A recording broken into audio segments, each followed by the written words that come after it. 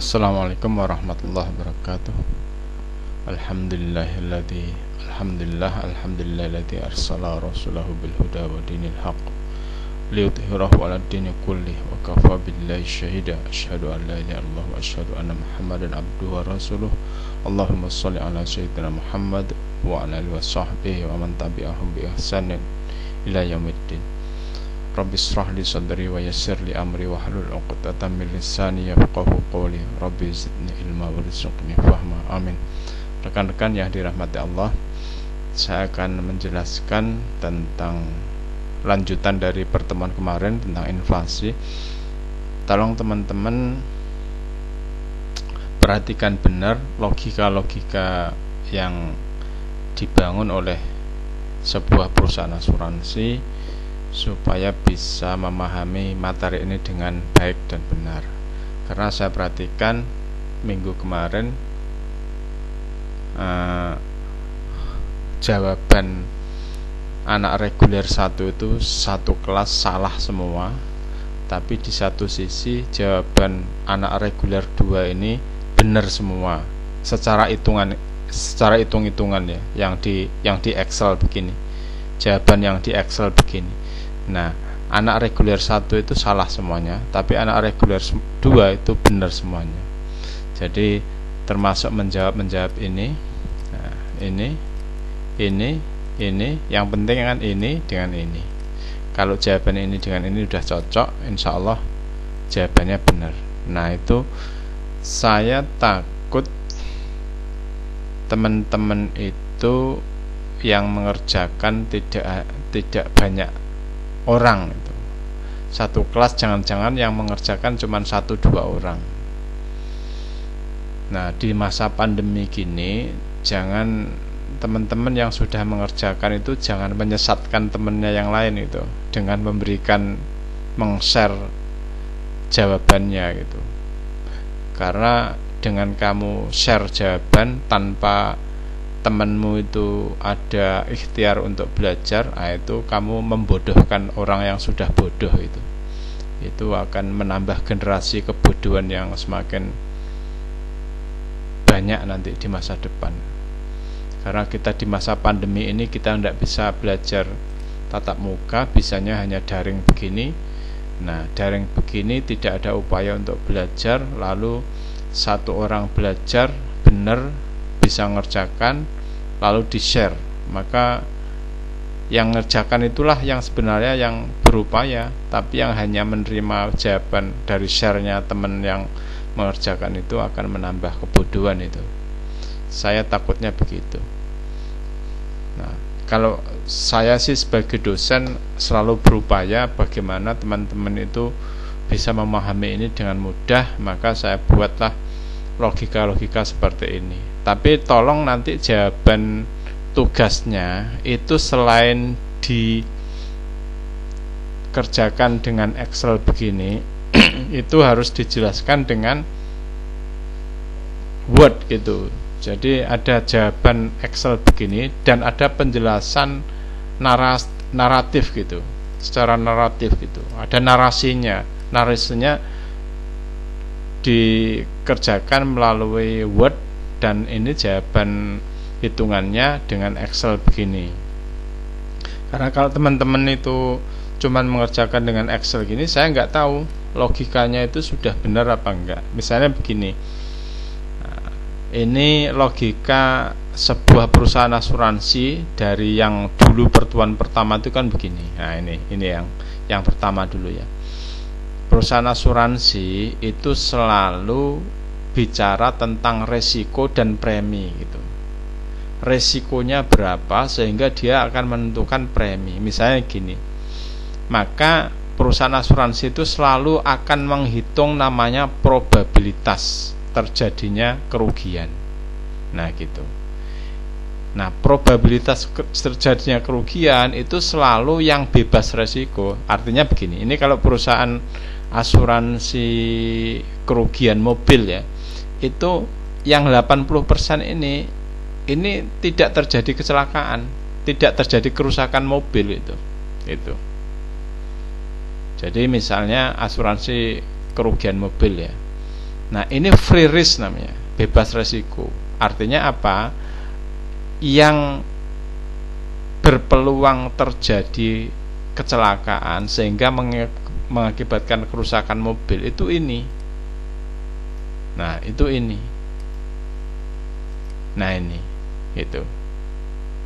Ini probabilitas namanya. Nah, probabilitas terjadinya kerusakan itu pun perusahaan asuransi juga memilah begini. Ini 10%-nya itu biayanya 500. Ini ilustrasi ya. 8%-nya itu 5.000. 2%-nya itu 15.000. Maka inilah prinsip perusahaan asuransi itu bisa jalan. Karena apa? Ini pasti peluangnya sangat kecil. Semakin besar peluang terjadinya kerugian, itu probabilitasnya harus semakin kecil gitu. Nanti semakin kecil itu probabilitasnya semakin besar gitu. Dan yang paling penting, yang free risk itu probabilitasnya harus dominan besar gitu. Jangan sampai ini probabilitasnya kecil karena perusahaan pasti rugi. Ini itu sudah dihitung oleh perusahaan asuransi. Nah, itu. Nah, sehingga perusahaan asuransi akan menentukan ini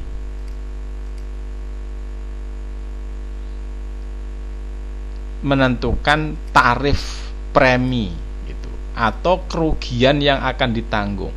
Sehingga dari kasus ini perusahaan asuransi itu sudah pasti menanggung kerugian sebesar ini. Nah, sebesar ini. Ini saya kasih garis.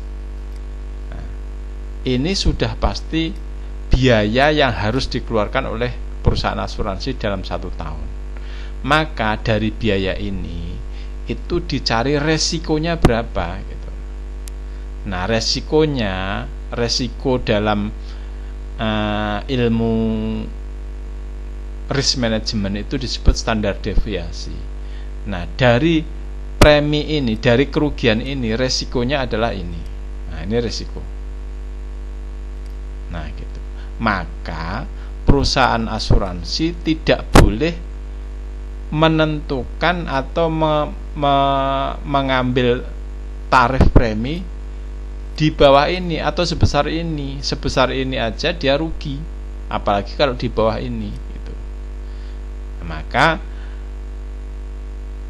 dengan kerugian ini dan resikonya ini, maka perusahaan asuransi kalau mau untung 30% saja, itu inilah preminya gitu. Ini logikanya yang dibangun harus begini ya. Ini tarif premi kalau perusahaan asuransi mau untung 30%. Nah, perusahaan asuransi itu juga harus menentukan semakin besar kolektivitas ini, itu akan semakin kecil resikonya. Kalau resiko individu tadi itu kan ini. Nah, kalau ini dibagi, kalau ini dibagi dengan tarif preminya ini dibagi dengan ini, maka resikonya adalah sebesar 3,26. Tapi kalau jumlahnya itu 100, maka resikonya akan semakin kecil. Nah, inilah kira-kira penjelasannya begitu ya. Resikonya akan semakin kecil, sehingga perusahaan asuransi akan mengambil keuntungan dari kecilnya resiko itu. Nah, ini penjelasan pertama ya. Teman-teman harus punya narasi begini. Tolong dijelaskan nanti ya. Nah, sekarang ketika perusahaan asuransi itu kan menanggung lama ya, jangka waktunya kan lama, bayar preminya kan lama itu. Nah, maka dia harus memperhatikan inflasi. Nah, minggu kemarin saya udah jelaskan inflasinya kalau minggu kemarin selama 5 tahun itu kan 10%. Tapi kan nggak mungkin inflasi itu konsisten 10%. Nah, di minggu ini saya akan membuat ilustrasi bahwa inflasi tahun kedua itu 10%. Nah, ini ya, tolong perhatikan. Ini soalnya inflasi itu 10%, tahun ketiga itu 12%, tahun keempat itu 15%, tahun kelima itu 5%. Nah, ini ilustrasi aja. Nah, dengan inflasi begini, perusahaan asuransi akan menanggung kerugian, biaya yang harus ditanggung tadinya di awal tahun pertama itu harusnya kerugiannya itu sebesar ini, tetapi dengan adanya inflasi dan deductible itu 500. Nah, yang tadinya kerugiannya itu 650 yang harus ditanggung oleh perusahaan asuransi, dengan adanya inflasi 10% di tahun kedua itu kerugiannya itu jadi 725. Di tahun ketiga ada inflasi 12%, itu naik jadi 824 gitu. Nah, tahun keempat ada inflasi 15%, itu jadi 963. Tahun kelima terjadi inflasi 5% aja, itu jadi 1016 dengan berbagai variasi resiko ini. Nah, ini resikonya. Ini resikonya individu ya. Nah, ini resikonya. Nah, ini resikonya. Nah, pada minggu depan tugasnya teman-teman mengerjakan tugas yang kemarin, bukan yang ini ya, ilustrasinya yang bukan yang ini ya, ilustrasi yang di tugas kemarin dengan inflasi yang udah saya buat ini. Nah, 10%, 12%, 15% dan 5%. Ini sudah saya upload di e-learning tugasnya ya. Ada long run inflation, udah bisa di upload di sini. Tapi tolong narasikan di Word seperti ini ya. Bisa di bawahnya ini, di bawahnya tugas ini, sehingga di sini ada jawaban itu. Jawaban. Nah, gitu. Dinarasikan gitu. Kalau bisa dinarasikan dari awal terjadi ini. Nah, gitu. Dinarasikan sehingga saya bisa menilai teman-teman itu paham apa tidak. Nah, narasi dari pertama, kedua, ketiga sampai ketujuh ini tolong dinarasikan ya. Semakin banyak menarasikan, tapi banyaknya tidak ngawur ya, dengan narasi yang terstruktur akan semakin baik.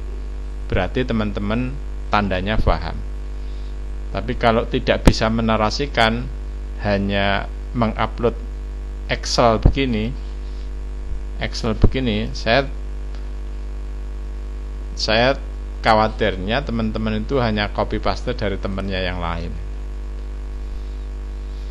Nah, ini akan semakin menambah orang bodoh di masa depan ya, karena pandemi ini. Saya takut itu. Kalau saya sih sudah berusaha begini ya, sudah berusaha menjelaskan begini.